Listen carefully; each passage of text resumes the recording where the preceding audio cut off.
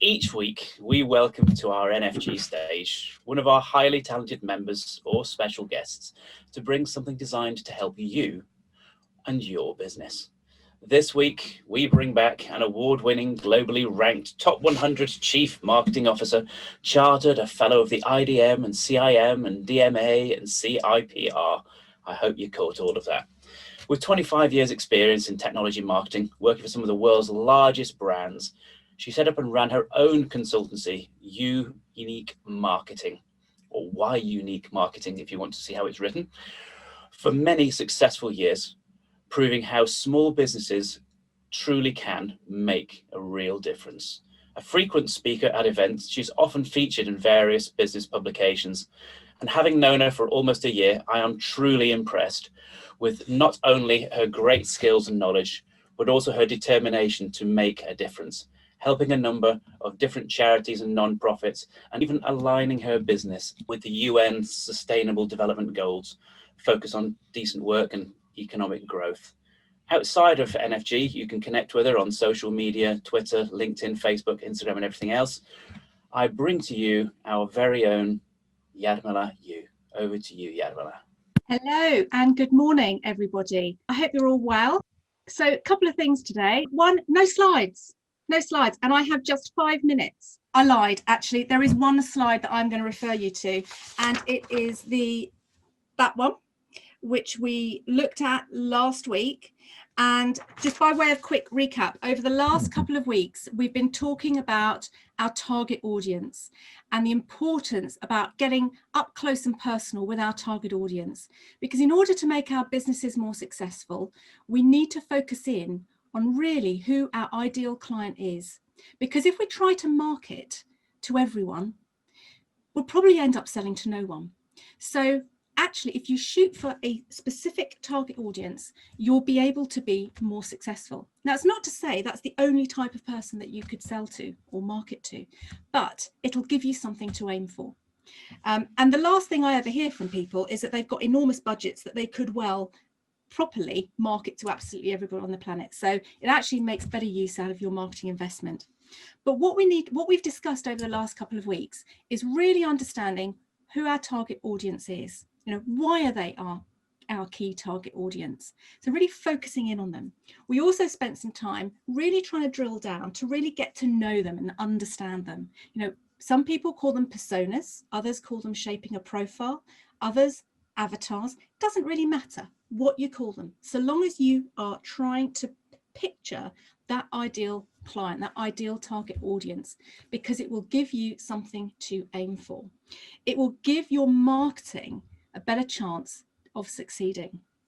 Now, what we also talked about last week, which was the busy slide that I put up, and for those of you that weren't with us over the last 2 weeks, please do join our LinkedIn group. It's free, and look at the last couple of weeks, because there are links on the posts on the LinkedIn group, so you can catch up and look at the assets.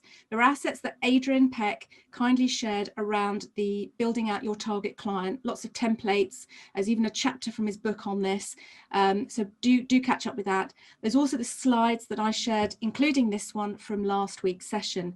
And this slide is the most powerful one, and that's why I'm just going to focus in on it just to remind you. It's about overlaying buyer behavior and the sales cycle. Now, we talked about messaging last week and about how we can make our message more relevant by thinking about our target audience. But this week, in the last couple of minutes, I just want to make you think about where you're showing up. Where are you putting that message? So you now know, because you've done your homework, who your target audience is. You've also done some more homework to really understand who are they, what makes them tick, what are they interested in, inside and outside of their sort of work life. And now you have to start to think, actually, now I know what message is going to resonate with them. I've got to think where I'm going to be putting that message. So from doing that exercise to get to know your client, you'll start to understand, where do they hang out? Where are their watering holes? Think of it as watering holes, literally. And if you're thinking about spending money on any marketing, before you do that, before you build a website, before you invest in videos, before you invest in brochures, before you invest in social media, you've got to do the strategic thinking bit first. I'm not saying no to doing all those things, but you've got to think about it first. And you've got to think about what you're going to deploying when. So if you think about that buyer journey, when they go from awareness, they don't know you and they're starting to get aware of who you are and what you do and what you offer, and they're starting to be bought in to your message, through your messaging, into what you do and the solution you provide to their problem, to the point where they buy, they are needing some help to get there on that journey. And it's your job to help them get there, and as quickly as possible. So with the sharp messaging, with call to actions to guide them through that sales cycle for you, but for them, it's their buyer journey. It will really help them get there quicker, which will mean that your conversion rates will go up and your sales will increase as well. And you'll be getting greater return from the marketing you invest in. So where do you show up? Well, best thing, if you've already got some clients, start asking them. Where do they go for information? And if they're the right type of client and you want to get more of them, listen to what they say. And then start to be thinking about, oh, actually, they do like video. Maybe I need to be investing in some video. They consume it on YouTube. They don't actually consume it on other social media. Or, I'm making these things up. But you'll start to build up a picture as to, where your ideal client goes.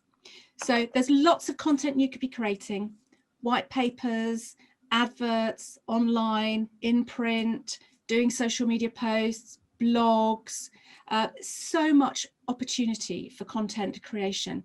But if you're just creating content and you're putting it in the wrong places, it's going to be a waste of your money. So think about the ideal client, think about really what's going to resonate with them, and think carefully about where you're investing your time to actually put that content.